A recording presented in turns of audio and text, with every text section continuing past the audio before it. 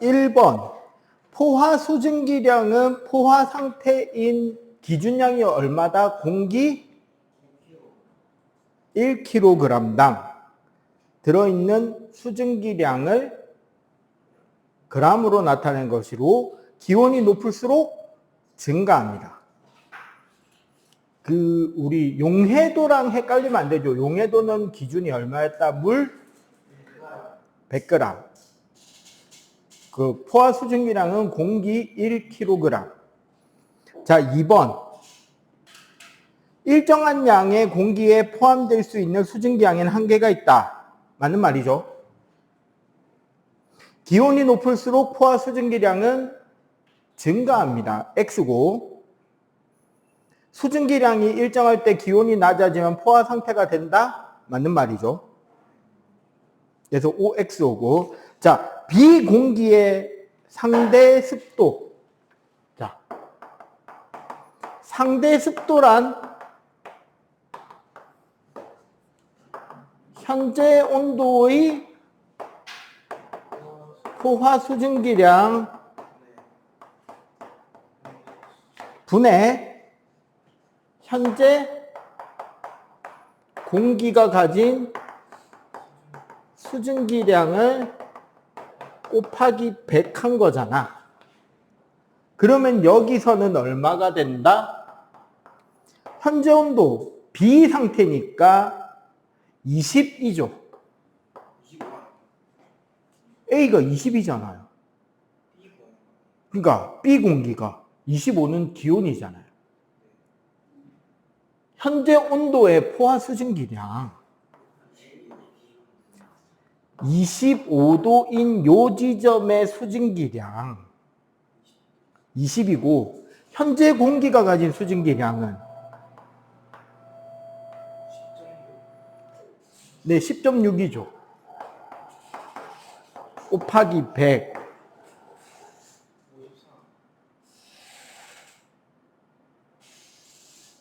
53%. 맞죠? 응?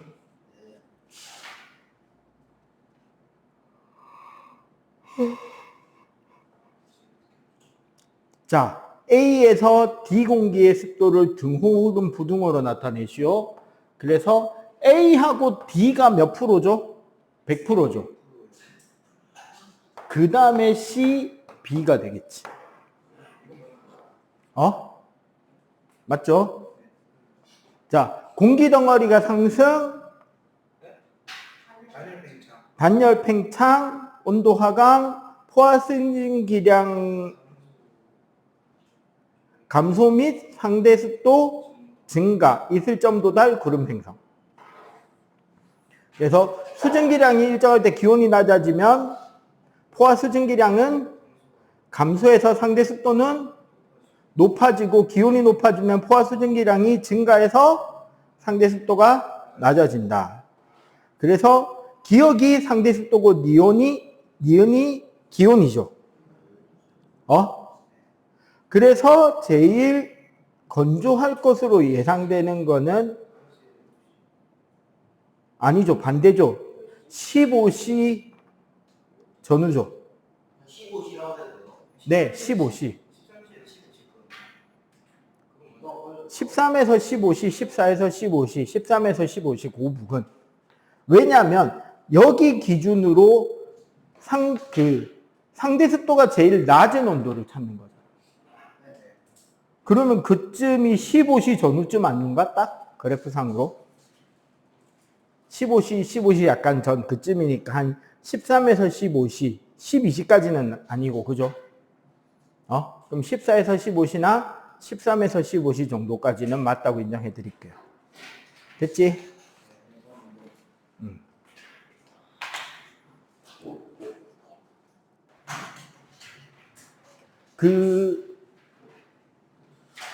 실제로 수능까지 공부를 하다 보면 거의 반드시 나오는 한국 소설, 근대 소설 지문이 하나 있습니다. 황순원 작가의 소나기입니다. 중학교 교과서에 나왔나? 네, 이번에 나왔어요. 이번에 나왔냐? 자, 황순원의 소나기를 과학 선생은 어떻게 바라보고 있는가에 대한 수업이 오늘입니다. 그러니까 오늘 수업을 우리가 다 제대로 듣잖아. 그러면 황순원 소나기 소설을 쓴 소설가가 얼마나 개새끼가 되는지를 알 수 있게 돼요.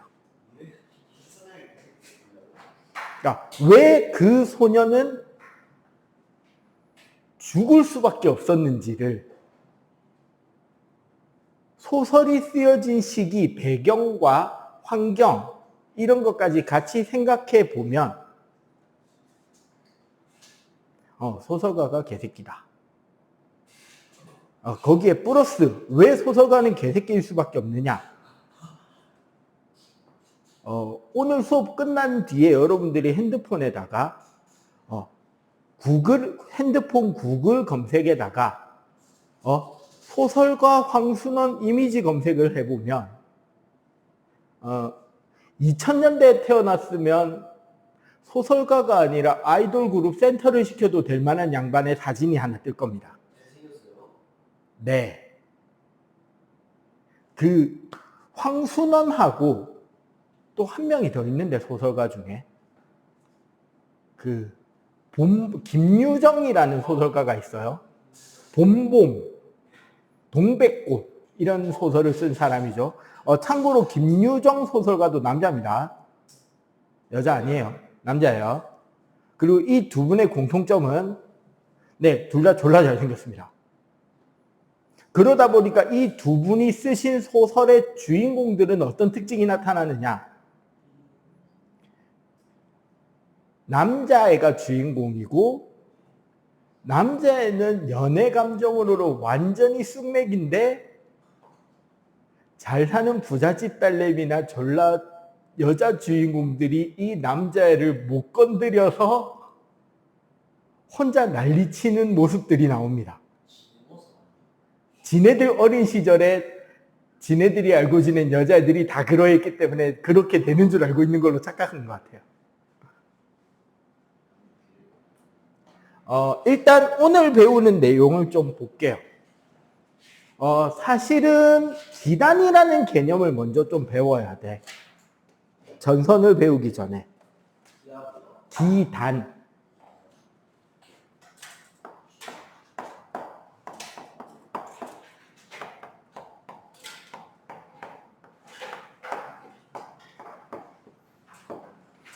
그냥 되게 단순하게 말하면 공기 덩어리를 말하는 거고요. 기본적으로 이 기단은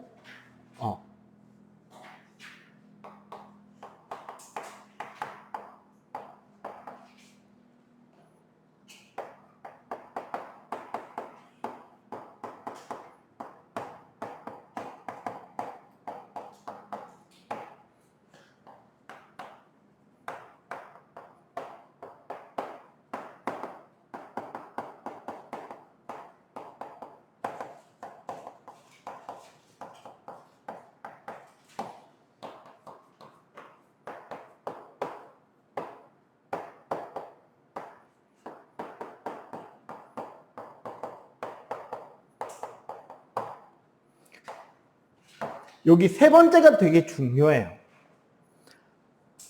이 기단의 성질, 특히 온도가 크게 다르면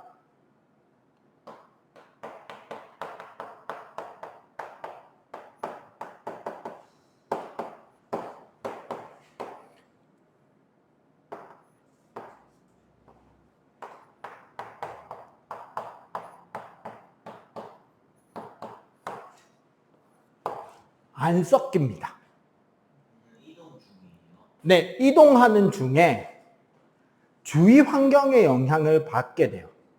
그리고 이제 요거를 배우면 우리는 한 가지 알 수 있는 게 생깁니다. 왜 부산은 겨울에 눈이 오지 않는가?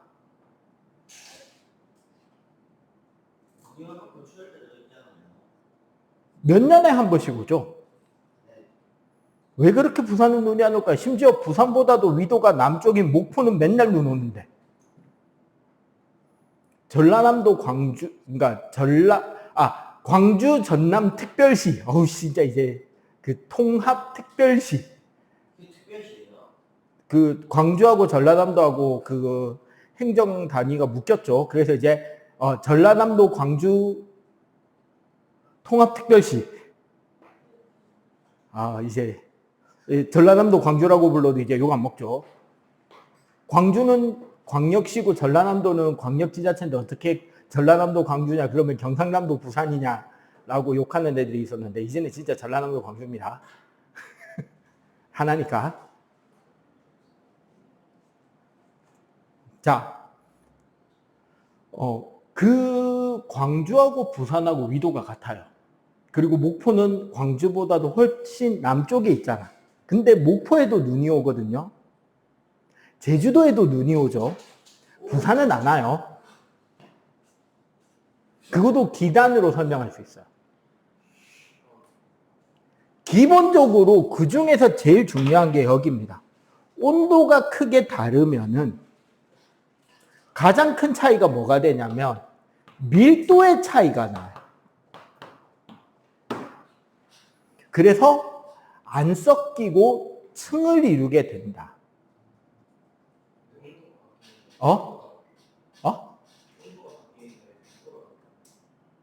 온도가 올라가면 열팽창하죠. 맞지? 샤르 법칙. 열팽창하면 부피가 커지죠.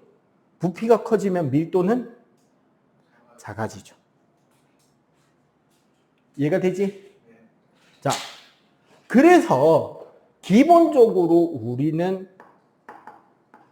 전선과 전선면에 대한 이야기를 할 수 있게 돼.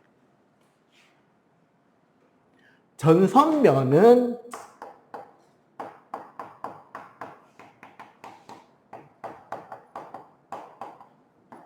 공기층의 경계가 전선면이고요. 전선은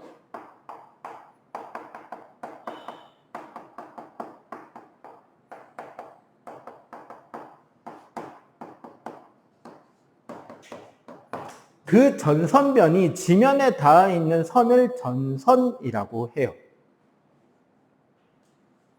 그래서 기본적으로는 두 가지 형태입니다.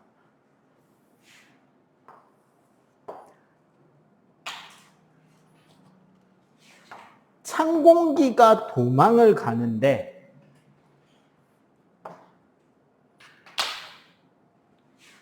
따뜻한 공기가 더 빠르게 따라붙을 경우.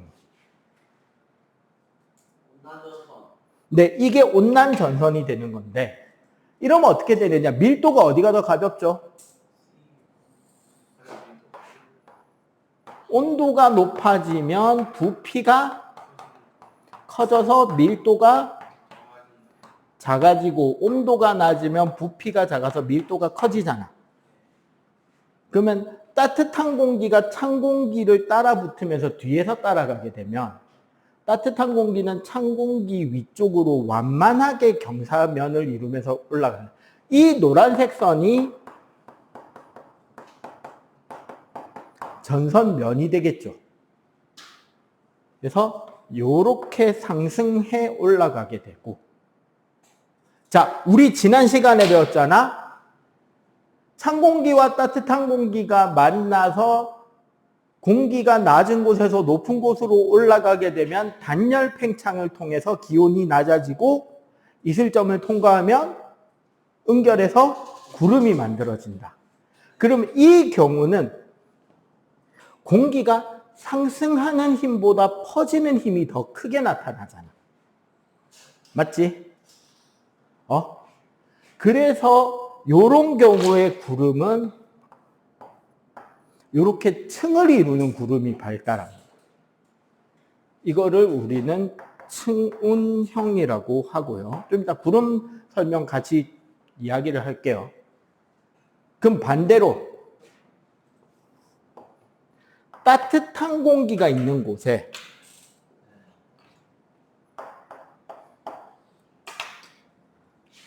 찬 공기가 강하게 접근해 오면 찬 공기는 따뜻한 공기 위로 올라타나요? 아래쪽을 파고들까요? 그치. 아래쪽을 파고드는 성향이 있기 때문에 그럼 이번에 따뜻한 공기는 어떻게 된다? 말려서 올라가게 됩니다. 그러면 얘는 상승기류가 더 강하게 작용하는 모양으로 공기가 솟아오를 거 아니야. 그래서 얘는 구름이 뭉게구름이 되는 거죠. 이런 구름을 우리는 저군이라고 하고요. 이렇게 뒤쪽에 따뜻한 공기가 따라오는, 그럼 여기가 전선일 거 아니야. 뒤에가 따뜻한 공기가 따라오는 전선은 이렇게 앞쪽에 둥근 그림을 그려줍니다. 이거를 우리는 온난전선이라고 하고요. 이렇게 뒤쪽에 찬 공기가 아래쪽으로 파고드는 전선은 전선 앞쪽에 이렇게 뾰족뾰족한 송곳니를 그려주는 거야. 그리고 한랭전선이라고 부릅니다. 춥다고 뾰족뾰족하게. 칼바람 이런 느낌. 자.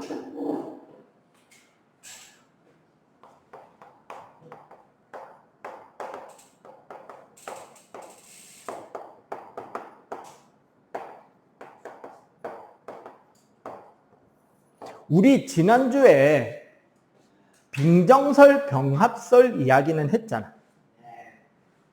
그 빙정설과 병합설에서 공통적인 건 하나 있었어요. 눈이 된 뒤에 녹아서 비가 되든 물방울이 합쳐져서 무거워져서 비가 되든, 그지? 밑에서 떠받쳐 올리는 상승기류의 힘과 그 눈이나 비가 지구로부터 받는 중력의 크기를 비교해서 떠받치는 힘보다 무거워지면 떨어진다 그랬잖아. 맞지? 그 중력 무게니까 떠받치는 힘은 부력이고. 그래서 승온형 구름은 좌우 확장성은 크지만 상승기류가 약하잖아. 그러니까 얘는 구름이 넓게 퍼지고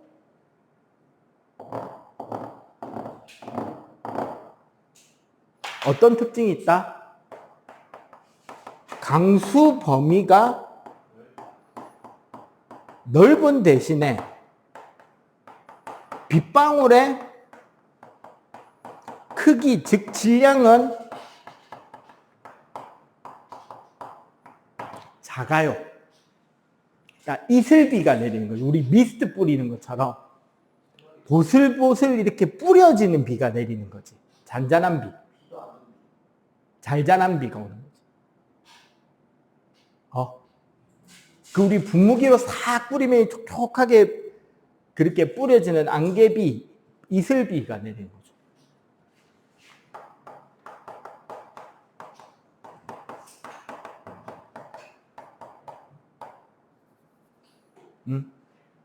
눈이 온다면 쌀이기 눈, 쌀애기 눈, 쌀악눈이 오겠죠. 가는 눈. 이해가 되죠? 근데 저군형 구름.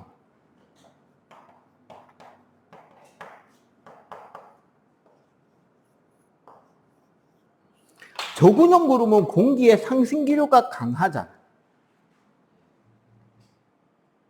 맞지? 그러니까 어떻게 된다? 비가 오는데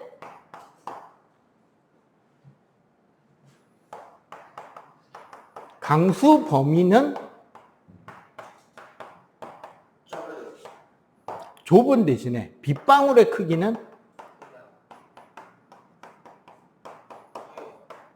크기나 질량이 크겠죠. 그러니까 비가 와도 무슨 비가 온다? 소나기가 오는 거지. 그리고 눈이 오면 무슨 눈이 온다? 한방눈. 그리고 여기에서 우박이 오죠. 모든 구름에서가 아니라 기본적으로 저군형에서만 우박이 떨어질 수 있어요. 근데 우박 본 적이 있어요? 네. 우박은 어떻게 되는 거냐면 우리 그 지난주에 배운 빙정설 개념 떠올려 봐봐. 그 위에 여기 0도선과 여기 40도선이 있었잖아. 그래서 눈이 만들어져서 떨어지는데 상승기류가 세서 얘가 다시 튕겨 올라가는 거야. 그러면 눈이 떨어지면서 표면이 녹으려고 하다가 다시 솟구쳐 올라가면서 얼겠지. 그게 다시 떨어지면서 녹으려 하다가 다시 솟구쳐 올라가면서 얼 거 아니야.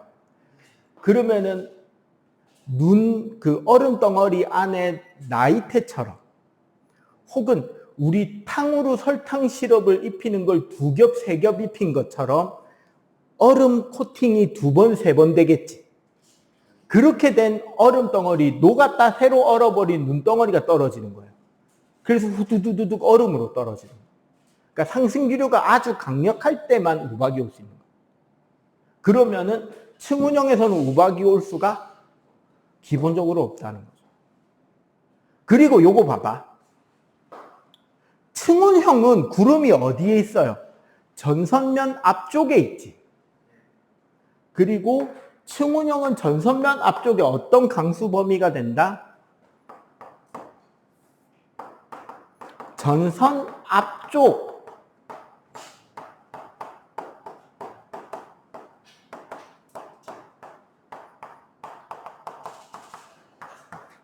넓은 범위에 이슬비가 오게 되고, 그지? 한랭전선은 전선 어디에? 그치. 전선 뒤쪽에 좁은 범위로 뭐가 온다? 네. 소나기가 오는 겁니다. 일단 요거 빨리 필기. 이제 소설 온대저기압 이야기하고 잠깐 쉬었다가 기단하고 그 뒤에 이제 나머지 이야기를 해 갈 겁니다.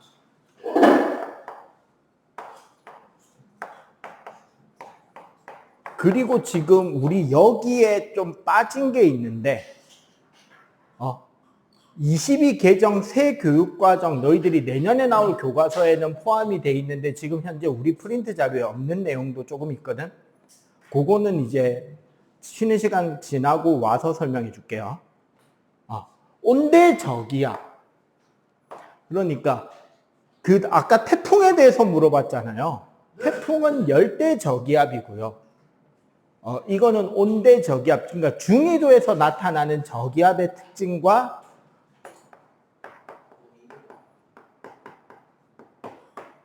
얘네들의 특징이 전선을 동반한다라는 거야.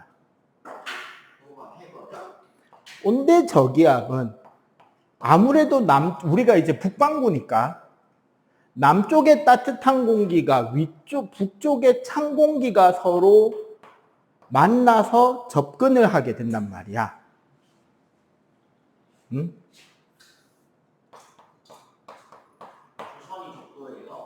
아니, 저기가 이제 전선이 되겠죠. 그러면 요 가운데서 무슨 기압이 생길까요? 따뜻한 공기와 찬 공기가 만나니까 1 고기압, 2 저기압. 저기압이 생기겠지. 맞지? 뭐가? L, 저기압. 로우. 자, 저기압은 바람이 어떤 방향으로 불죠? 시계 방향이다, 시계 반대 방향이다. 네, 시계 반대 방향이죠. 어떻게? 오른손 나사를 감으라 그랬지. 저기압이라는 건 상승기류를 말하는 거잖아. 공기가 땅에서 솟아오르는 거잖아. 그러면 상승기류로 엄지손가락을 잡은 뒤에 요렇게 돈다는 거지, 요렇게. 이게 오른손 나사 방향이라는 거예요. 즉, 저기압을 중심으로 바람은 저기압으로 들어가는데 들어가는 방향이 이렇게 휘면서 들어간다는 거예요.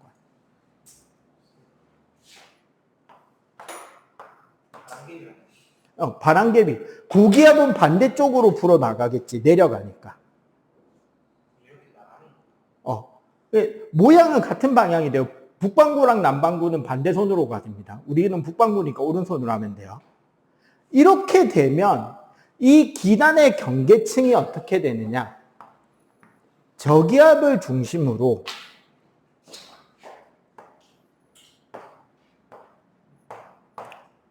뒤에 차가운 공기, 한랭 공기는 이렇게 요 앞쪽에 온난전선이 되면서 따뜻한 공기는 요쪽으로 불어 들어가게 되는 거지. 그리고 요 앞에 있는 차가운 공기는 약간 요렇게 돌면서 불어가기 시작하게 되는 거야. 문제는 이 과정에서 뒤쪽에 있는 한랭 전선의 이동 속도가 좀 더 빨라요. 온난 전선의 이동 속도는 느려지게 되는 거지. 상대적으로 그래요. 이동 속도 자체가. 그래서 결국 우리는 보통 일반적인 저기압의 모양을 보게 되지. 조금 떼서 그릴까?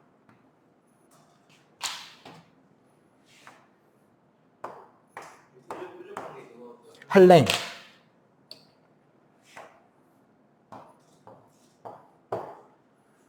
자, 우리나라는 게다가 편서풍대잖아. 좀 이따가 편서풍이 뭔지도 가르쳐 줄 거예요. 편서풍이라 그래서 보통 우리나라 부근의 구름이나 바람은 중국 쪽에서 우리나라를 지나 동해안 일본 쪽으로 불어 나가잖아요. 이게 중위도 지방의 바람 부는 방향의 특징이야. 편서풍이라 그래서. 그래서 얘가 이렇게 이동해 가게 되는데 생각해보면 우리 구름은 어디에 있다? 아까 배운 거. 온난전선은 구름이 어디에 있다? 앞쪽에 온난. 온난전선은 전선 앞쪽에 넓게 구름이 잡힌다 그랬잖아. 한랭전선은 뒤에 좁게 구름이 잡히죠. 그리고 요 앞에는 층은 이슬비가, 여기 뒤에는 적은 소나기가 오죠. 자, 잠깐 소나기 말 나온 김에 소나기 소설 이야기를 생각해볼게요. 소설은 다 이제 교과서에서 봤으니까 알고 있을 거 아니야. 배경은 우리나라 60년, 50년대 전후에서 6, 70년대쯤 될 거예요. 배경은 시골이죠. 어느 지역이라고는 아닌데 그냥 땅 시골이다, 그지? 애들이 많이 없기도 하고. 그런데 건넌마을 최참판, 참판이라는 거는 보통 초시에 붙은 옛날 우리나라 과거 제도가 초시와 제시가 있었거든요. 그러니까 먼저 한번 시험을 한번 쳐. 과거 1차 시험을. 그래서 1차 시험 붙은 사람들만 따로 2차 시험을 치게 하고 2차 시험 결과에 따라서 이제 그걸 주는 거야. 그 최참판댁이라는 건 보통 초시를 합격한 사람들 집안이란 거예요. 나름 양반 집안, 조금 부자, 그 마을에서 힘 좀 쓰는 사람들. 그런 사람들 집인 거야. 그 집안에 서울 살던 여자애가 갑자기 그쯤에 시골로 내려왔어요. 맞지? 아니에요. 이거는 100% 요양입니다. 아파서 온 거예요. 그쯤에 서울의 환경이나 그 당시 우리나라 사람들이 많이 겪었던 질병. 이것 때문에 여러분은 요즘도 학교에서 돈을 뜯기죠. 크리스마스쯤 다 돼 가면. 네. 누구한테요? 결핵협회. 결핵협회. 크리스마스 세일이라고 하는 우표 비슷하게 생겼는데 우표가 아닌 뭔가를 강제적으로 강매당하고 있죠.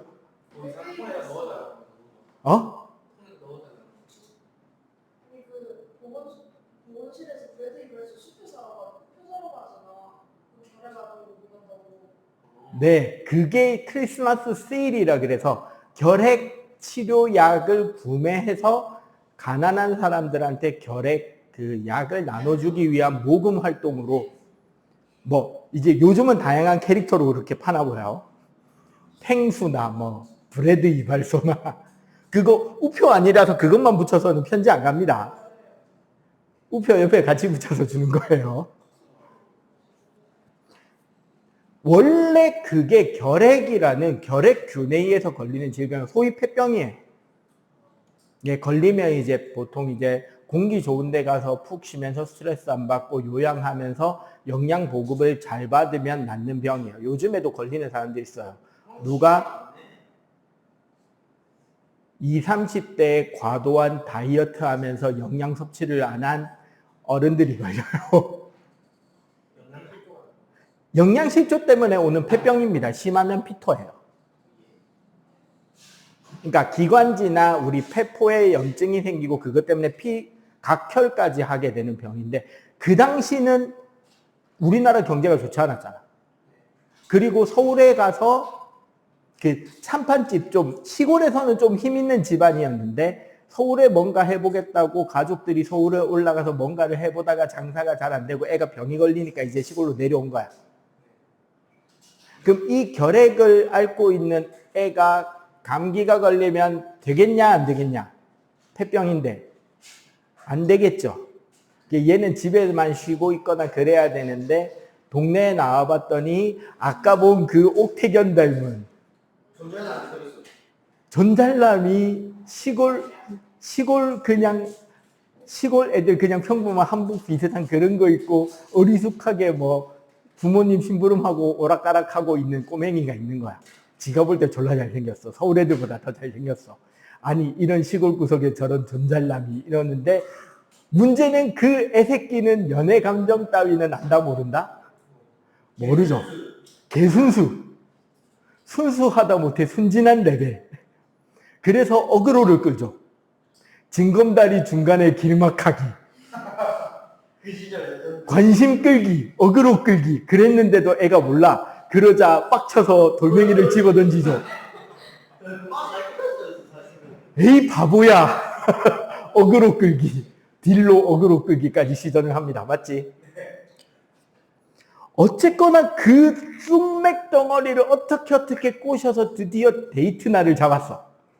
둘이 이제 데이트를 하기, 소풍을 가기로 한 거야. 자, 계절을 잘 생각해봐. 이른병, 우리 보통 조생종이라고 하는데 다른 논들보다 더 일찍 벼를 거두는 논도 있고 좀 늦게 거두는 논도 있다고 돼 있어. 거기 보면 일찍 거두는 논은 이제 집단이 쌓여 있고 늦게 거둔 벼는 아직까지 벼가 있고 있는 중이야. 겨울청 김장 담그기 위해서 밭에 심어놓은 무는 아직 다 크기가 커지지 않아서 약간 맵고 아린 맛도 있지만 단맛도 살아있고 애들이 서리에 먹기 좋은 정도의 크기야. 시골애한테는 그건 맛있는 간식이지만 서울애한테는 아직까지 매운 기운이 남아있는 그런 무를 하나 뽑아 먹기도 하잖아. 아 그래. 꽃 따지고. 그리고 도라지꽃이 피고 있었단 말이에요. 보라색 꽃. 자, 딱 몇 월이다? 9월, 10월, 예. 가을. 나 개낭만이죠. 딱 가을. 추석 살짝 지나쯤, 그쯤, 추석 전후쯤 되는 거야. 9월, 10월. 약간 바람도 선선하게 불기 시작하고 날씨가 맑은.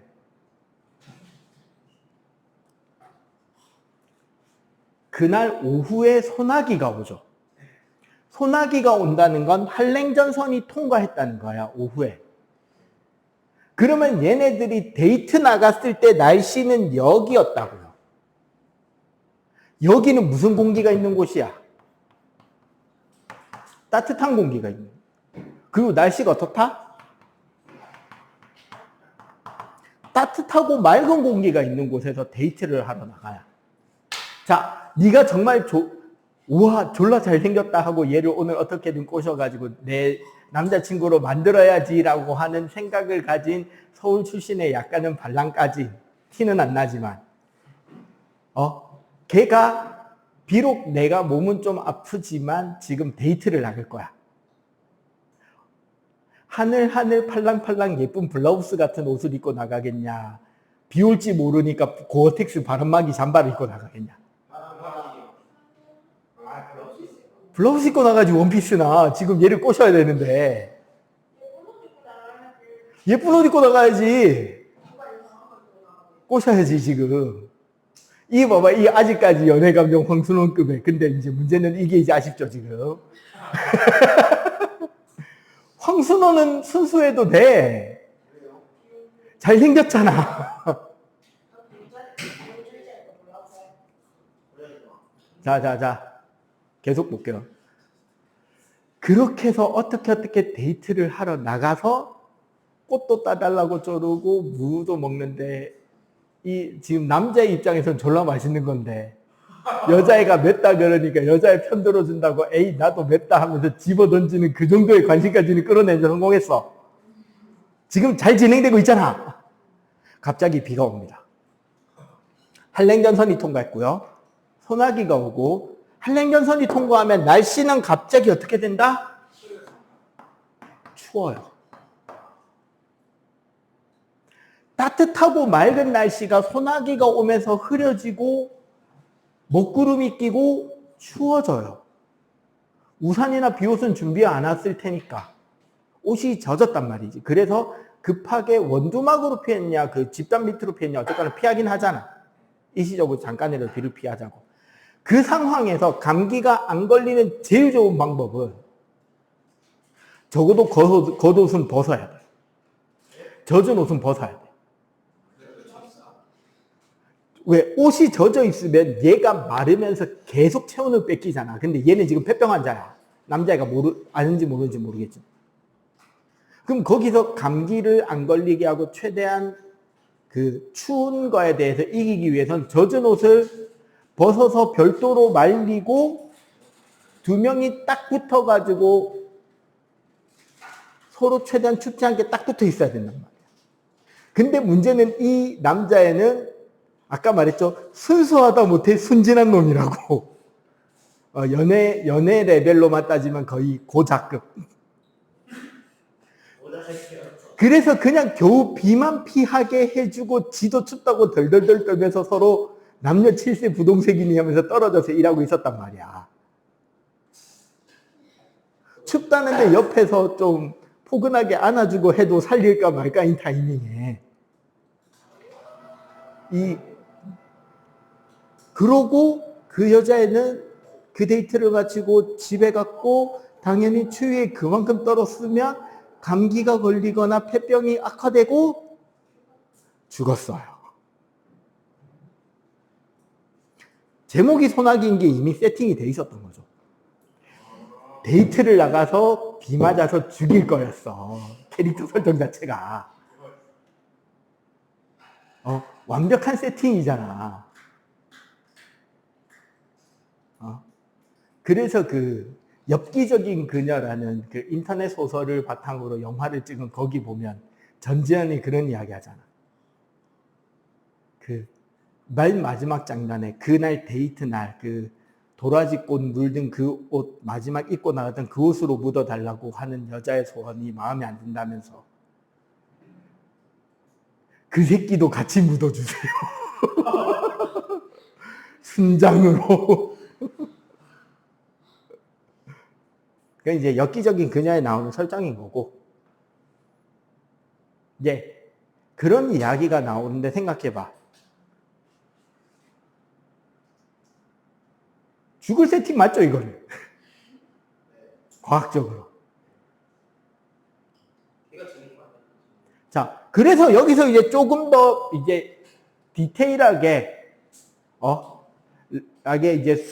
이제 거의 100점 예방 내지는 이제 과거 면접 쪽으로 이야기까지 만약에 공부를 해서 시야를 넓히겠다고 한다면, 온난전선 통과 전에는 춥고 흐리고 이슬비에 남동풍이 불어요. 왜? 여기는 찬 공기잖아. 여기가 따뜻한 공기고. 아까 우리 온난전선 생각하면 되죠. 여기잖아. 그러니까 춥고 충온으로 흐리고 이슬비가 오고 남동풍이 불다가 온난전선이 통과하면 따뜻해지고 맑아지고, 맞지? 바람은 이쪽으로 불 거 아니야. 남서풍이 불고, 그리고 얘가 따뜻한 공기니까 기압의 낮아져, 상대적으로. 그러고 한랭전선이 통과하면 다시 춥고 소나기가 오고, 당연히 천둥번개도 보통 저군이나 정난운에서 오니까 기압은 올라가고 바람은 북서풍이 부는 걸로 바뀌게 된다는 거죠.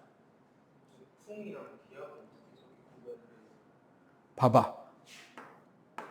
여기는 공기가 밑으로 깔리는 공기잖아. 찬 공기는. 따뜻한 공기는 올라가는 공기잖아. 그러니까 여기가 공기가 상승하는 부분인 거야. 여기가 깔아놓는 부분. 여긴 찬 공기, 여기도 찬 공기, 여기만 따뜻한 공기잖아. 그러니까 여기서 여기로 오면 기압이 낮아지고, 여기서 여기로 가면 다시 기압이 높아지는 거야. 그리고 바람 방향은 저기압이잖아. 바람이 기본적으로 이렇게 돌잖아. 그러니까 이렇게 이렇게 이렇게인 거야. 그렇지? 그러니까 남동풍, 남서풍, 바람은 불어오는 방향을 이야기하니까 북서풍. 동쪽인데 남쪽에서. 그렇지? 동쪽과 남쪽의 경계선에서 이렇게 불어올라간다. 남동풍. 그 다음에 북쪽에서 서쪽으로 붕 이렇게. 아니, 북서쪽에서 내려오는 거야. 봐봐. 여기가 북, 서, 남, 동이잖아. 그럼 여기서 이렇게 보면 남동이 되는 거야. 여기서 이렇게 보면, 여기서 이렇게 보면, 여기서 이렇게 보면. 원래 이제 중학교는 8방이처럼 이야기를 하는데 원래는 16방입니다. 사이사이에 하나씩 더 들어갈 수 있어요. 북북동, 동북동, 동남동, 남남동, 남남서, 서남서, 서북서, 북북서 해가지고 더 들어가는데 그것까지는 중학교에서는 안 하니까. 그런데 중요한 거는 바람은 어떤 쪽이다? 불어오는 쪽이다 을 이야기를 한다. 그거 생각하면 돼. 그 삼국지, 소설 삼국지 연의에 나오는 제갈량이 두 나라를 대상으로 사기치는 그 장면, 적벽대접. 그 적벽이라는 동네가 형주에 있는 큰 그 절벽이 있고 강이 있는 그 지역이란 말이야. 장강이 흐르는 지역 중에 되게 크고 중요한 포인트인데, 그 형주 땅 토박이가 누구냐면 제갈량, 즉 공명입니다. 그리고 제갈량은 그 당시에 그 천문과 지리, 역사 모든 그런 학문에 다양하게 뛰어난 사람이었고, 따라서 그 지역에는 겨울철에 원래는 무슨 풍이 분다? 북서풍이 불어야 돼요. 원래 우리나라랑 중국은. 그런데 그 형주, 적벽 그 지역은 1년에 한 3일에서 4일 정도 역으로 바람이 부는 날이 실제 존재합니다. 원래 북서풍이 부는데 한 3, 4일 정도 남동풍이 부는 날이 멀지 않았다는 것을 누구는 이미 알고 있었다? 제갈량은 알고 있었고, 그 동네 부근에 살았던 2명은 더 알고 있었어. 서서하고 방통. 서원직이라고 원래 유비 옆에 있다가 엄마 구해준다고 조조편으로 다시 넘어가게 된 유비군 책사가 서원복이라는 그 책사가 있었고, 그 서원복이 유비한테서 떠날 때 저기 형주 융중 땅에 가면 와룡선생이라는 대단히 뛰어난 학자가 있는데 그 학자를 꼭 옆에 두셔야 꿈을 이루실 수 있다고 해서 소개해 준 게 제갈량. 그리고 그때 그 서서를 도와주던 그 수경 선생이라는 되게 높은 학자가 있었는데 그 학자가 유비한테 했던 이야기 중에 와룡, 누워있는 용과 봉추, 지금은 뿅아리나 닭처럼 보이는데 사실 봉황인 사람, 둘 중에 하나 혹은 둘 다를 얻어야 크게 성공할 수 있다고 했을 때 그 봉추가 방통이에요. 그 세 명은 원래 그 동네 친한 친구들이어가지고 거기서 바람이 거꾸로 불 거를 알고 있었던 사람들이야. 그 방통은 유비 편들고 저기 촉 때리러 갈 때 죽죠. 그 청나라로 쳐들어갈 때 그 죽고 어쨌거나 그래서 제갈량은 오나라에 가서 화살을 자기 능력으로 만들어 오겠다고 사기를 치죠. 어차피 좀 있으면 안개가 되게 심하게 끼는 날이 있고 그 안개가 끼고 나면 며칠 뒤에 동남풍이 불 거예요. 남동풍이 불 거야. 그게 그 지역 원래 날씨 패턴이니까. 그런데 오나라는 멀리서 왔으니까 그 동네에 그런 날씨 특징이 있는 거를 모르고 그나마 알 만한 사람들이 몇 명이 더 있었는데 배신자로 몰아서 모가지를 쳐서 죽이는 데 성공을 해요. 그 유표 밑에 있었던 그 채모씨, 채모하고 그 채씨성 가진 애들. 걔네들은 알고 있을 만한 애들이었는데 배신자로 몰아서 미리 모가지 잘라 죽였어. 제거했어. 그래 놓고 안개 낄 때쯤에 병사하고 지푸라기 좀 달라 그래가지고 배에다가 지푸라기만 잔뜩 싣고 그 조조군 코앞에까지 간 뒤에 안개 낀 날 공격! 소리만 지르는 거야. 북치고 붕붕 한밤중에.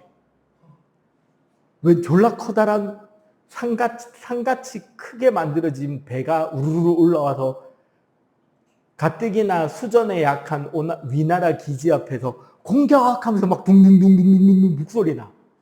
그러면 위나라 입장에서는 잡으러 배 끌고 치고 나가야 돼? 아니면 멀리서 화살질만 해야 돼?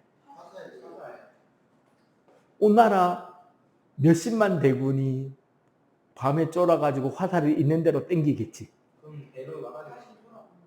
그런데 문제는 오나라군은 지금 한 20명이서 배 몇 대 끌고 와서 배에 지푸라기만 잔뜩 실어놓고 지푸라기 뒤에서 공격하고 소리만 지르는 거야.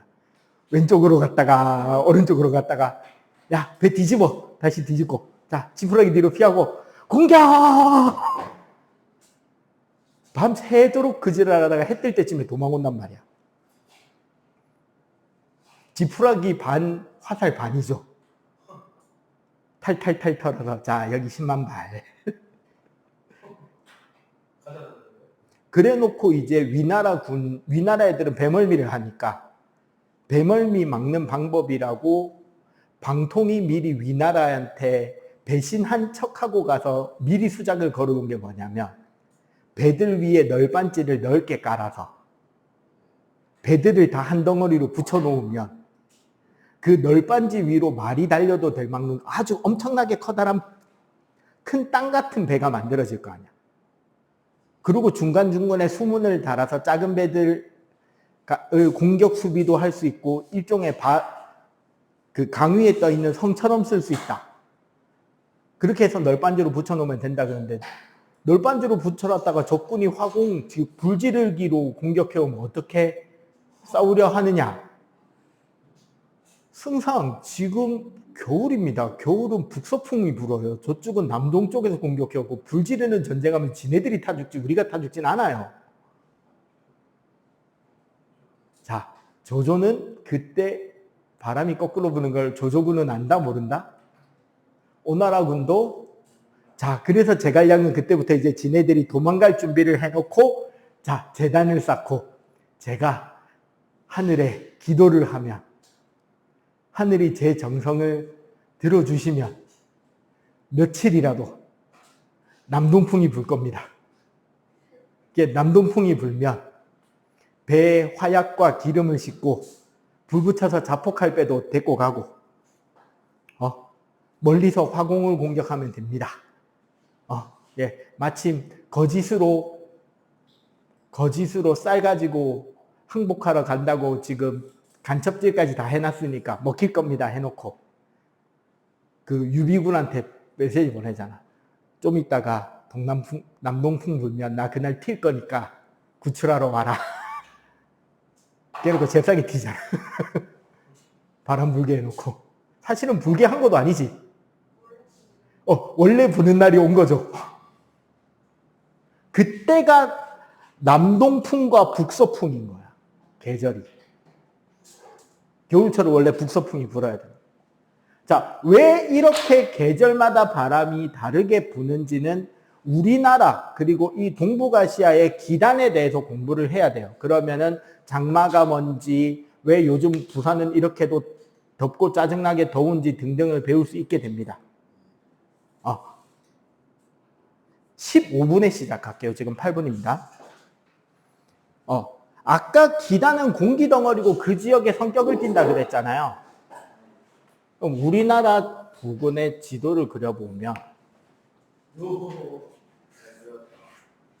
대충 그렸습니다.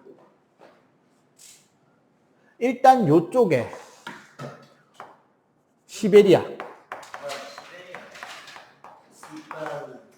여기에 양쯔강, 여기에 북태평양, 요 위에 오호츠크해. 그 일본 최북단, 그 홋카이도, 북해도, 거기에서 그 위에 보면 이제 러시아 사할린 이쪽으로 연결되잖아. 그쪽 부근의 바다를 오호츠크해라 그럽니다. 그리고 이제 사실은 이제 여기서 보통 이야기를 잘 안 하는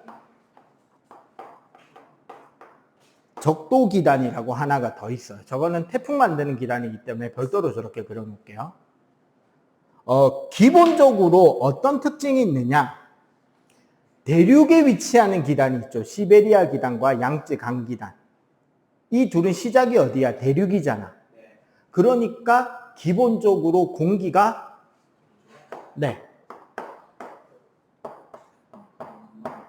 건조한 공기예요. 땅에서 오니까. 그리고 오츠크해 기단과 북태평양 기단이 해양성 기단이잖아. 네, 습윤입니다. 습기가 높다는 소리예요. 그리고 적도 기단도 당연히 습도가 높습니다. 적도 부근의 바다에서 만들어지는 거라서. 그리고 시베리아랑 오츠크에는 상당히 고위도의 기반을 두고 있어요. 따뜻하다, 춥다? 춥겠죠.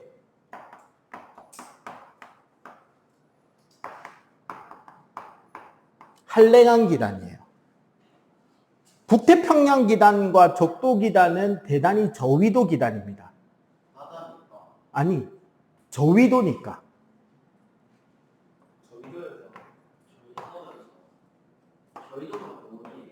네. 적도랑 가까우니까. 양쯔강 기단은 중위도 기단이란 말이야. 네. 그래서 얘가 온난하다라고 해요. 그리고 우리나라의 기후, 일기라는 말이 있고 기후라는 말이 있잖아. 일기는 하루하루의 날씨를 말하는 게 일기고, 기후는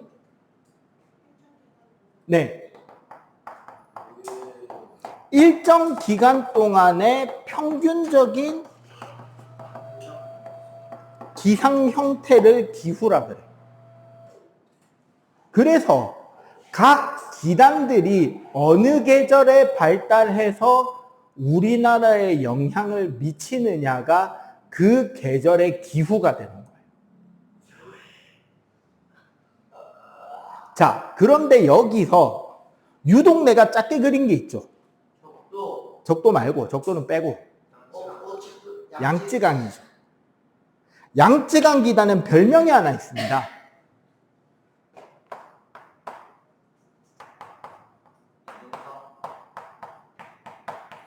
봄철이나 가을철 일기예보 때 대단히 자주 듣는 단어입니다.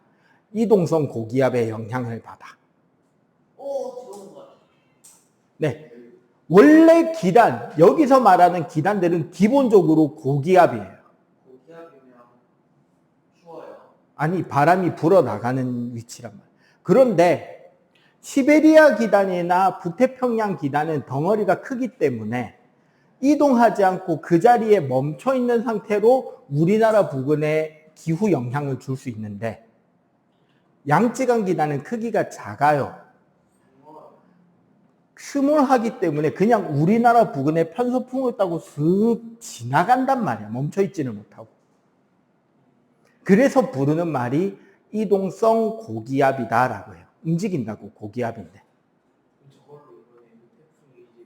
그리고 그럼 이렇게 고기압이 따로따로 떨어져서 돌면 사이사이에 뭐가 생기겠냐? 고기압이란 주위보다 기압이 높은 곳을 고기압이라고 하거든. 저기요. 네, 그 사이에 저기압이 있고 여기에 만들어지는 게 온대저기압 이런 전선이 달려있는 저기압이 지나간다는 거죠. 즉 양쯔강 기단이 영향을 미치는 봄철과 가을철은 봄과 가을철에 양쯔강 기단이 우리나라에 영향을 미치는데 날씨가 균일하다 아니면 하루하루의 변동이 크다? 크죠. 맑았다 흐렸다가 좀 자주 반복되지. 맞지? 2, 3일 간격으로 계속 날씨가 바뀌었잖아요. 그게 봄, 가을철 양쯔강 기단의 영향을 받는 우리나라 날씨인 거야. 그리고 특히 건조한 데다가 이 양쯔강 지역 뒤쪽 요쪽 지역에 네, 고비 사막과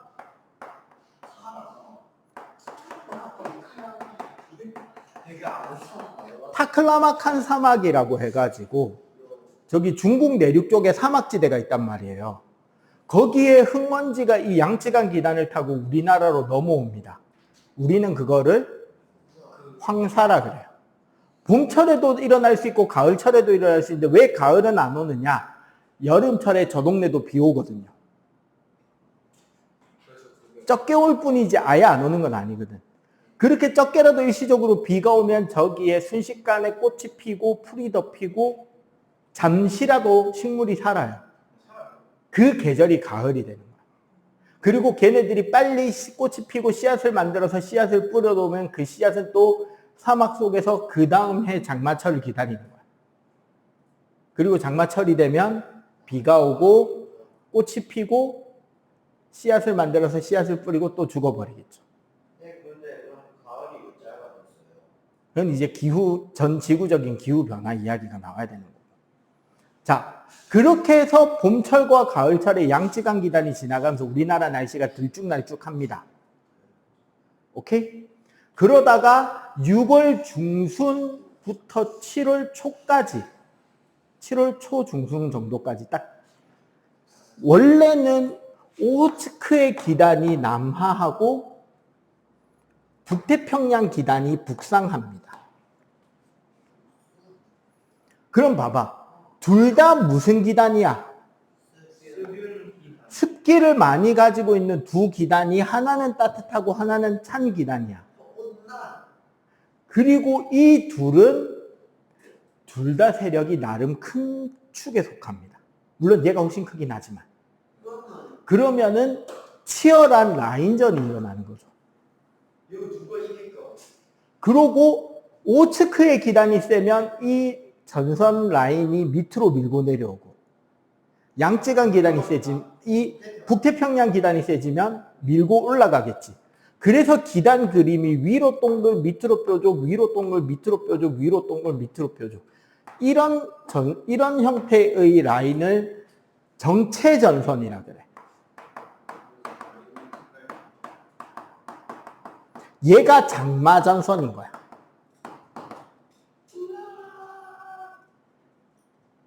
문제는 이 라인이 올해는 부산까지 못 내려왔어요.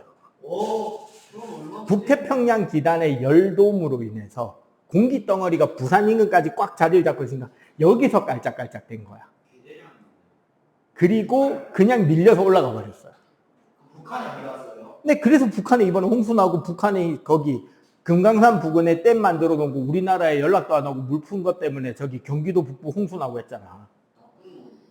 진양 기회가 그러니까 원래는 그렇게 해서 댐에 물 열면은 우리나라에 알려주고 해야 되는데 이번 대통령 전후쯤 해가지고 헛소리를 하는 바람에 북한에 숨어 들어가 있던 우리나라 정보 라인이나 이런 쪽이 많이 없어지기도 했고 이번 원래 그렇게 간첩들은 다 들어가 있습니다. 지금도 좀 전화를 이렇게 그렇죠? 있겠죠. 어디 있는지 모르니까 문제지. 그리고 근데 문제는 이런저런 그런 사람들이 여러 가지 실수나 그런 우리나라 이번 대통령 초기 때 실수들을 좀 했거든. 그것 때문에 싸그리 죽었어요. 북한에서. 그리고 의외로 우리나라랑 북한이 지금 사이가 별로 안 좋은 편이기도 해. 왜 그래요? 안 좋은 건 당나잖아요. 왜냐하면 지금 우리나라 대통령은 상당히 진보적이고 친중국적 성향을 띌 것 같은 정부인데 별로 안 친해, 희한하게. 완전 민주당이네. 그게 참 이상하게 느껴지는 편이긴 해요, 내 입장에서도. 왜 그런지 모르겠다만. 어쩌다 실수가 되겠어요. 원래 그런 것들이 있어요. 우리나라가 미군을 통해서 듣는 정보들이 있잖아. 그러면 그 정보들은 우리 대통령이나 고위직들은 알고 있대 떠들면 안 되죠. 알고 있는데 그 정보를 떠들면 안 돼. 왜? 여기서 어떤 우리가 이런 걸 알고 있다라고 떠드는 순간 그럼 이게 어떤 정보가 어떤 내용까지 나왔는지를 보면 북한에서 어디에서 정보가 샜는지를 지네들이 역추적할 수 있을 거 아니야. 그럼 그쪽 라인을 털면 거기에 숨어있는 우리 쪽 간첩이나 인사들이 걸릴 확률이 높아지겠지. 그러면 이제 그 사람들이 갈아치워질 거고 다시 심어야 되겠네요. 근데 지금 우리나라랑 북한이 사이가 별로 그러니까 심어야 되는 거 아니에요? 그럼 뭐 심, 그러니까 지금 당장 못 심는 거야. 왜요? 왜? 신발을 다 죽어. 지금은 심다가 죽기도 하고 지금 심어 들어가서 걔네들이 제자리를 잡고 그 생활을 하는데 시간이 당장 되겠냐? 어느 정도 직위에 올라가야 좋은 정보를 얻을 수 있을 거 아니야. 지금 들어간 놈이 어떻게 좋은 자리에 가는데. 기존에 있던 애들 몇 년 동안 그거를 쌓아서 자기 후임이 오면은 자기가 알게 모르게 땡겨다가 계속 그 자리 부근에 쭉 깔아놓은 사람들이 있어야 그 정보가 들어오는데 지금 그 라인 전체가 죽었다니까. 몇 시년 있어야 돼요? 최소한 몇 년에서 몇십 년은 걸리겠죠. 10몇 년, 20몇 년은. 그리고 그 와중에 북한하고 남쪽하고 이렇게 저렇게 연결되어 있던 여러 가지 사이가 좀 안 좋고 하니까 왜 북한은 우크라이나를 러시아 돕겠다고 군대가 갖고 우리나라는 알게 모르게 미국이나 유럽을 통해서 우크라이나를 돕고 있단 말이에요. 진짜요? 정확하게는 우리나라는 미국에다가 포탄을 팔았고 미국은 우리나라한테 포탄을 산 뒤에 지네들이 가지고 있던 재고 포탄을 잔뜩 우크라이나한테 공짜로 갖다 나눠준 거죠. 우리나라 그걸 샀어? 우리나라는 미군한테 팔았고 미국은 지네들이 가지고 있는 것 중에 제일 유통기한 얼마 안 남은 거를 싸그리 걷어다가 우크라이나한테 준 거지. 그리고 우크라이나는 그 포탄으로 전쟁을 했고.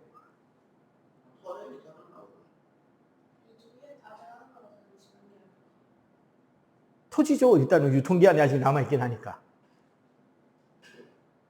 근데 그거를 하려면 미국도 자기네들 포탄 최소한의 필요량은 쌓여 있어야 되는데 그거를 주고 나면 부족하니까 우리나라한테 포탄을 사갔어. 왜? 우리나라가 생산하는 포탄의 양은 미국이랑 유럽 전체가 생산하는 포탄보다 많으니까요. 그걸 잘 만들어요? 많이 만들어요. 왜? 우리나라는 전쟁을 계속 몇십 년째 준비한 유일한 나라니까요. 북한도 나왔겠네. 네, 그게 문제죠. 북한은 기술력이 딸리잖아요. 전쟁하면 저희가 이기는 거 아니에요? 네, 이길 거예요. 아니, 러시아랑 중국이 도와줘도 일단 전쟁 자체는 우리가 이길 거예요. 근데 그렇게 이겨서 이득이 많냐, 손해가 많냐, 그러면? 그러니까 안 하는 거지. 유엔이 도와주잖아.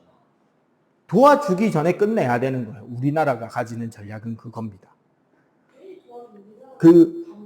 참고로 유럽 전체가 가지고 있는 포탄 재고량보다 우리나라가 들고 있는 포탄 재고량이 더 많거든? 이겼다 그래서. 유럽 전체 독일, 프랑스, 영국, 미국, 뭐 폴란드, 스위스, 뭐 노르웨이, 스웨덴 걔네들 포탄 다 합친 것보다 우리나라 포탄 수가 더 많아요. 혹시나 몰라서 쌓아놓는 양인데 근데 우리나라는 그 포탄의 양이 일주일치밖에 안 된다라고 이야기를 합니다. 무슨 소리냐? 일주일 안에 혹시나 우리를 건드리는 놈이 있으면 일주일 안에 그 나라를 병신으로 만들어 놓겠다라는 각오인 거야. 그걸 다 쏘겠다는 그리고 우리나라는 그 포탄을 일주일 만에 퍼부을 수 있을 만큼 포를 가지고 있는 거야.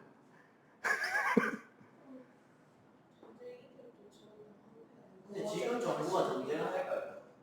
일단 아니 전쟁이 터지면 하겠지. 먼저 하진 않겠죠. 그쵸. 원래 우리나라 자세는 그거지. 원래 우리 약간 뭐 약자 코스프레, 피해자 코스프레. 우리 건드리면 안 돼요. 건드리면 안 돼요. 건드리면 씨댕아. 먼저 들고 설치지 않을 뿐. 저희들 핵무기는 없어요. 그런데 땅에다 쏘면 핵무기만큼이나 땅을 잘 박살낼 수 있는 미사일은 가지고 있고요. 지금 핵무기 만들어질 수 있는 거 아니에요? 나사는 안 좋았을 겁니다.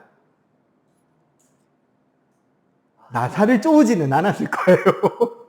허락을 해주면 쪼우겠죠. 만약에 진짜 미군이 우리나라한테 핵무기 만들어도 된다라고 허가하면 내 장담할게요. 3개월 안에 우리나라는 핵무장이 끝날 거예요.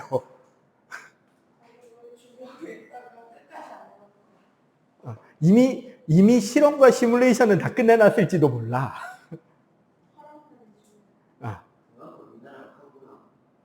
니 그때 그거 못 봤냐? 미사일 사거리 풀어주자마자 우리 미사일 실패했는데 인공위성 발사가 호주를 넘어서 남극해 사이에 공해상에 퐁당 떨어졌어. 뭐 흘리는 거 제주도에서 던졌다고 해도. 문제는 그게 우리는 인공위성 발사를 실패했어요. 엉엉했는데 하필 그 옆을 지나가던 우리나라 남극 탐험 쇄빙선이 지나가다가 떨어진 미사일을 주워왔죠. 자, 여기서 우린 이 생각해요. 과연 우연일까?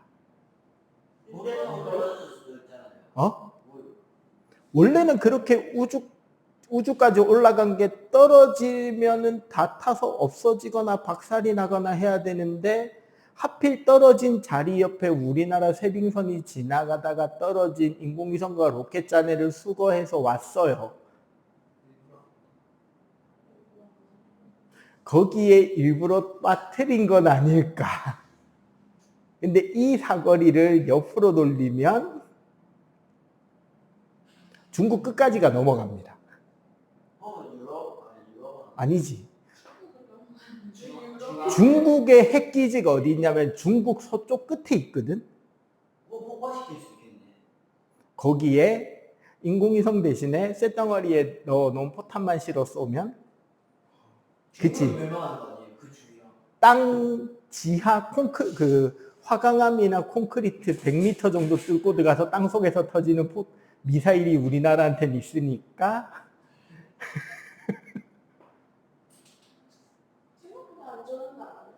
우리나라는 생각보다 안전한 나라가 맞습니다. 전쟁하면 일본이 도와줄까요? 일본 전쟁을 못할 텐데.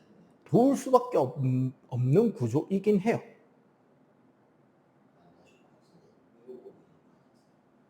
그러니까 정확하게는 우리나라랑 일본이랑 미국을 중심으로 연결되어 있기 때문에 우리나라의 전쟁이 나면 미군은 자동 참전이고 미군이 자동 참전하기 때문에 일본군도 따라올 수밖에 없는 약속이 잡혀있긴 해. 근데 여기에 지금 포함이 안 돼 있는 게 대만이라서 중국이 대만을 칠 때 어떻게 될 거냐가 애매한 거야.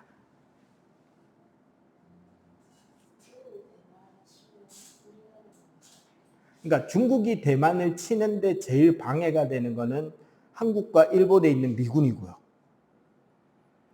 바로 뛰어들면 그러니까 중국은 한국과 일본이 뛰어들지 못하게 하려면 지네들이 대만을 칠 때 북한을 이용해서 한국은 건드려 놔야 대만을 뚫을 확률이 조금이라도 더 생기겠지. 그런 거 이건 어디? 아니면 그 우리 주한미군 기지를 중국이 공격을 해야 되는데 그러면 대한민국은 자동 참전이 되겠죠. 참고로 대한민국의 전투력은 나라가 작아서 그렇지 세계 5위권입니다. 생각보다 그 위에 누군데요? 미국, 러시아, 중국, 일본, 인도. 인도. 네. 인구빨과 무기의 수는 깡패입니다. 이란이 없다고? 이스라엘이나?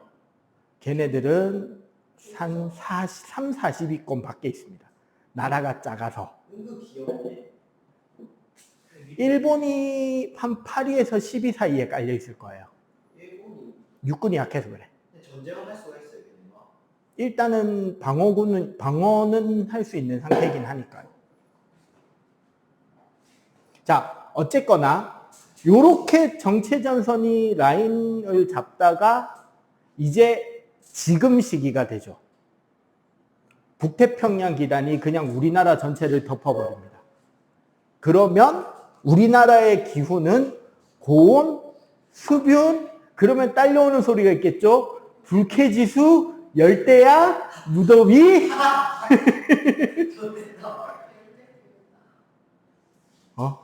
고온, 다습, 불쾌지수, 열대야, 무더위가 이제 세트 메뉴로 오는. 그래서 덥고 습하잖아요, 지금. 그래서 한 2, 3일에 한 번씩 선생님도 선생님 집에서 그 제습기 돌려놔요. 에어컨을 계속 돌리면 전기가 졸라 먹으니까. 그래서 제습기 계속 돌려가면서 버티는 거지.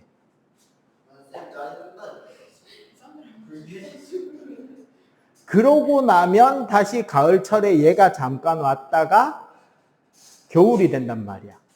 시베리아. 네. 시베리아 기단에서 고기압이 잡히니까 봐봐. 지금 북태평양 기단이 고기압이니까 지금은 바람이 이렇게 불겠죠. 여름에는. 이게 고기압이구나. 바닷바람이 부는 거잖아. 습한 고온의 바람이. 겨울이 되면 네. 건조하고 추운 시베리아 기단이 위에서 내려오겠지. 북에서 북서풍이 불겠죠. 그리고 이 시베리아 기단이 내려올 때 따라서 나오는 말이 있죠. 삼한사온. 이런 거 처음 들어보는데. 그 시베리아 기단 말고 북극 중심으로 하는 제트기류 파동이라는 게 있어요. 이름 건지는데 어. 기록 바람. 그러니까 우리 대륙권보다 더 높은 쪽, 대륙권과 성층권 그 사이쯤에 도는 바람인데 북극을 중심으로 북쪽에서 남쪽으로 이렇게 파동을 그리면서 도는 찬 공기 덩어리가 있어요. 근데 그렇게 SOS 이렇게 그러니까 얘가 북쪽 남쪽을 왔다 갔다 하는데 지구가 도니까 이게 돌아가는 효과가 나는 거야. 근데 이게 위에서 내려왔다가 올라가는 주기가 일주일 걸려요. 한 바퀴 다 돌려면 그러니까 근데 얘가 되게 찬 공기란 말이야. 그러니까 그 제트 기류가 내려올 때 시베리아 기단이 같이 강해지겠죠. 한파. 네, 3일 동안 한파가 오고 4일 동안 따뜻한 거야. 그게 겨울철에 한 3일 졸라 추웠다가 한 4일 정도 좀 덜 추웠다가 또 졸라 추웠다가 덜 추웠다가 하잖아. 그때 좀 내가 패딩을 안 보여주는 거 같은데. 그러니까 한 3일 정도 패딩 입다가 그다음 때는 패딩이면 좀 더웠다가 또 졸라 추웠다가 더웠다가 반복이 되잖아. 그게 이거야. 삼한사온. 그리고 우리나라의 전통 가옥은, 그러니까 전통 집은 어떻게 짓죠? 배산임수. 배산, 산을 등지고 임수, 물을 가까이 하고 남향집을 짓죠. 네. 왜? 산을 등자, 집을 남쪽을 보게 지었는데 뒤쪽에 산으로 막았다? 북풍 내지 북서풍의 찬 기운을 막을 수 있죠, 산이. 산이 찬바람을 직접 몰아치지 않게 막아주는 벽이 돼주는 거야. 마을 뒤에 있는 산이.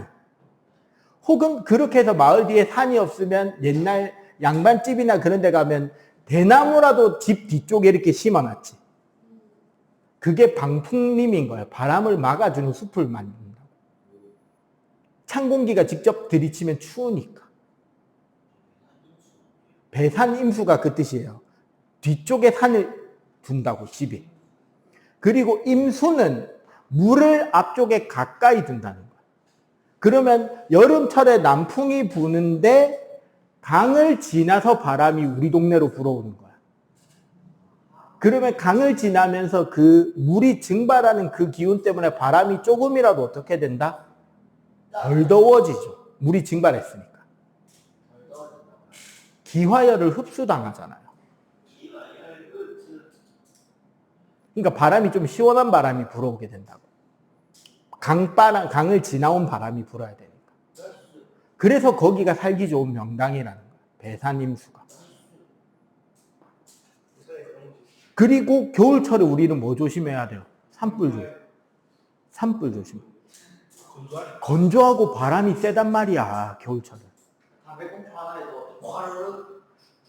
그래서 여러분들 일기도를 보면 그 일기도의 가장 큰 고기압이 어디에 있느냐가 계절의 특징을 볼 수 있게 된다는 거죠. 그러니까 이 남쪽에, 남동쪽에 큰 고기압이 있고 기압선이 되게 널찍널찍하게 자리를 잡고 있다. 바람이 덜 부는 한여름이라는 소리고. 요쪽에 시베리아 기단 쪽에, 요쪽에 고기압이 있고 기압선이 촘촘하게 우리나라를 세로로 많이 지나가고 있다. 바람이 센 겨울철이라는 소리가 됩니다. 그리고 장마전선이 보이면 장마철이다. 고기압이 드문드문 떨어져서 몇 군데 있고 아래 위에는 큰 고기압이 없다. 이런 봄 아니면 가을이 되는 거지. 그러면 장마도 여름에 가죠. 초여름이라고 돼 있습니다. 장마철은. 네. 그리고 요 이제 계류풍, 계절풍은 그냥 여러분들이 읽어보면 좋을 것 같고요. 자, 아까 말한 그거 이야기를 좀 할게요. 대기순환.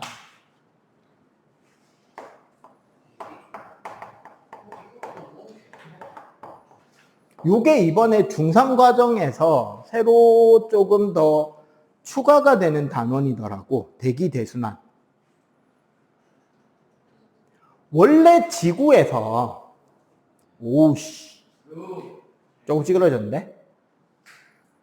한 번 더. 여기가 좀 찌그러졌네. 어차피 반만이 쓰면 돼요. 지구가 자전하지 않는다면, 만약 자전을 안 한다고 가정하자고. 그러면 우리가 소위 말하는 저위도는, 적도 부근의 저위도는 온도가 높은 땅일 거 아니야. 그러니까 여기가 따뜻하니까 바람이 상승 기류가 생기겠지. 극지방은 차가우니까 하강 기류가 생기겠죠. 그러면 지표면을 중심으로 말하자면 극지방의 고기압이 바람이 위에서 내려 꽂으니까 그 적도 부근에 저기압이 잡힐 거고, 그러면 지표면을 부는 바람은 북쪽에서 남쪽으로 불겠지. 자전을 하지 않는다면. 자전을 안 한다면 이야기예요. 그리고 여기서 상승한 기류는 북쪽을 향해서 이렇게 바람이 불겠죠. 높은 곳에서는. 이렇게 해서 커다란 하나의 순환고리가 잡혀야 되는데 지구는 자전하죠. 지구가 자전하기 때문에 어떻게 되느냐? 일단 여기는 그대로예요. 극지방이 찹고 저위도 적도가 따뜻해서 극지방에서 하강기류가 적도에서 상승기류가 생기는 건 그대로인데 중간에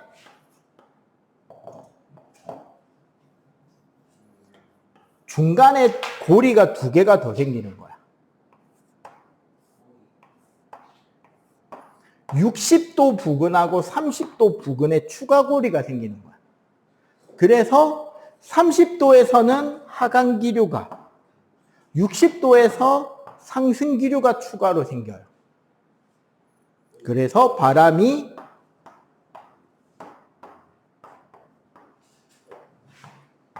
요렇게 세 동가리로 나뉘어져서 불게 됩니다.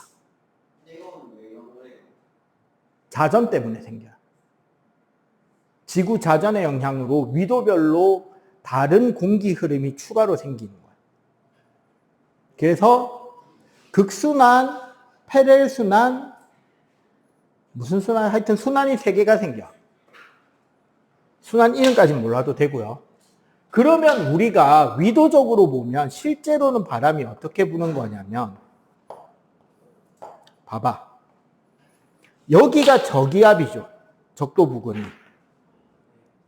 30도에 고기압이죠. 60도가 극지방이 고기압이잖아. 그러면 원래는 바람이 어떻게 불어야 돼? 고기압에서 저기압으로, 고기압에서 저기압으로 바람이 불어야 되잖아. 그런데 이게 우리는 지구가 서에서 동으로 자전하는 이 효과가 있기 때문에 바람의 부는 방향이 살짝 꺾입니다. 네, 사선으로 꺾이는데 여기 0도에서 30도 사이는 바람이 뒤쪽으로 살짝 말려요. 지구가 이렇게 돕니다. 그래서 이쪽으로 불어요. 이 바람을 우리는 무역풍이라고 합니다. 왜 무역풍이냐? 대항해 시대. 콜럼버스가 촉발한 신대륙으로의 항해를 위해선 이 30도에서 0도 부근, 열대지방까지 유럽에서는 아프리카 라인까지 배를 끌고 내려오면 이 무역풍을 타고 신대륙으로 넘어갈 수 있었다고. 바람이 유럽, 아프리카 쪽에서 신대륙으로 부는 바람입니다. 네, 왜냐면 그 당시는 범선이잖아요. 돛담배 하나. 그러니까 무역풍을 타고 신대륙으로 넘어가는 거야. 네. 보통 그때 저기 어디 가니까 이거 있더라. 저기 영도에 국립해양박물관 가니까 배 모양들 전시돼 있던데 그 당시 콜럼버스가 맨 처음에 타고 간 배 산타마리아호가 100톤급의 카락이었고 그 다음에 핀치호와 니냐호가 그거였으니까 카라벨선이었으니까 작은 배죠. 캐러벨선. 그러니까 캐러벨선 여러분들이 알만한 캐러벨선은 고잉메리호입니다. 원피스 첫 번째 배. 루피 나오는 그 해적왕 루피 나오는 그때 그 첫 번째 배가 고잉메리호였어요. 그게 캐러벨입니다. 그렇게 작은 배라고. 중소형급 배였다고. 그리고 이제 그 산타마리아호가 좀 한 중간쯤 되는 돛담배라고 보시면 돼요. 그 당시에는 큰 배였는데 그 뒤에 워낙에 큰 배들이 많이 나왔기 때문에 돛담배 중에서도. 그러면 여기는 바람이 반대로 불어요. 요 지역이 편서풍대야. 서쪽에서 동쪽으로 휘어지면서 부는 바람이라고. 그리고 그 뒤에는 다시 극동풍이라는 바람이.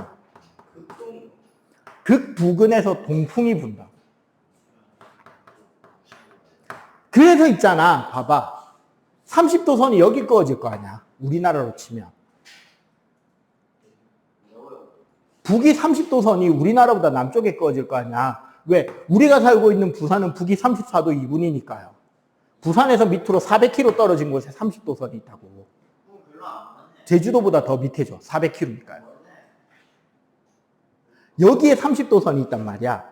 그러면 요 밑에는 바람이 이렇게 불어. 이 위는 바람이 이렇게 불고. 근데 태풍은 여기서 올라가는 게 목표란 말이야. 적도 부근에 남는 열 에너지를 극으로 보내는 게 태풍이기 때문에. 태풍은 왜 만들어지냐면 적도 부근의 바닷물이 졸라 따뜻하니까 따뜻한 바닷물 위에 있는 공기는 데펴져서 상승기류가 되겠죠. 그리고 바다 위에 있으니까 수증기가 많이 포함된 공기 덩어리였겠지. 그 수증기가 상승을 하면 뭐가 되죠? 응결하지. 응결하면 수증기가 액체가 되니까 액화열을 방출하죠. 그럼 방출된 액화열을 받아먹은 옆에 있는 공기는 열을 흡수해서 팽창하겠지. 팽창하면 가열되니까 상승기류가 생기겠죠. 상승기류가 다시 수증기를 빨아올리면서 또 액화되니까 또 팽창하고 다시 주변의 공기를 빨아들이면서 솟아오르겠지. 그래서 따뜻한 바다 위에 존재하는 동안 이 저기압, 상승기류는 계속 커질 수가 있는 거예요. 언제? 바닷물로부터 열과 수증기 공급을 못 받는 순간까지 커지는 거예요. 그럼 대륙에 오면 네, 그래서 대륙에 상륙하고 나면 태풍이 약해지는 거예요. 그래 많이 지나가야 되는 거구나. 그래서 땅을 지나야 약해지는 거야. 그치, 수증기도 못 받고 열을 못 받으니까 상승하는 힘이 약해지니까 수명이 끝난다고. 그럼 지금 어디 지나지? 감 지났고 제주도 남쪽을 지나고 있어요. 제주도 그럼 피해 있어요? 아직까지 피해 있을 만한 거리까지는 아닌데 바람은 좀 세게 불 거야. 워낙에 크니까요. 매미보다 크면 좀 문제. 그리고 이 태풍은 저기압이니까 이렇게 돌 거 아니야. 그래서 진행하는 오른쪽이 위험하죠. 진행하는 힘하고 돌아서 올라가는 힘하고 겹치니까. 그래서 태풍 동쪽이 위험하고 태풍 서쪽이 안전한 거야. 여기로 지나가면 좆되는 거죠. 근데 왜 지금 중국으로 지나갈 거라고? 이렇게 가고 있는 중이라고 지금은. 여기니까 바람이 이렇게 불어주고 있으니까.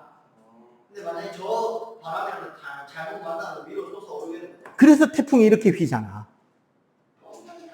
그동안은 우리나라의 그 열돔이라는 공기 기단 덩어리가 빡 자리를 잡고 있어서 최근에는 태풍이 우리나라 부근으로 오는 걸 이 공기 덩어리가 다 튕겨냈다고. 그래 작년에 태풍 온 거 없잖아요. 근데 올해는 이게 졸라 크니까 지금 걱정을 하는 거야. 기단이 뭐 하는 거예요? 열돔이 버티면 계속 졸라 더운 거고, 열돔이 깨지면 이 졸라 큰 태풍이 우리나라로 쳐들어올 수 있는 거야.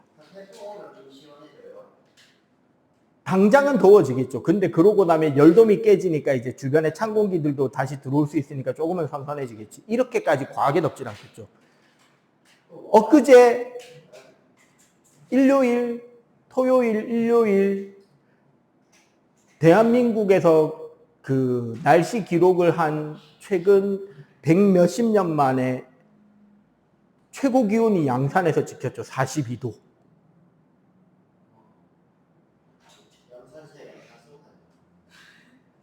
그래서 더웠던 거고, 지금 이게 좀 밀어 올렸단 말이야. 태풍이 밑을 지나가면서.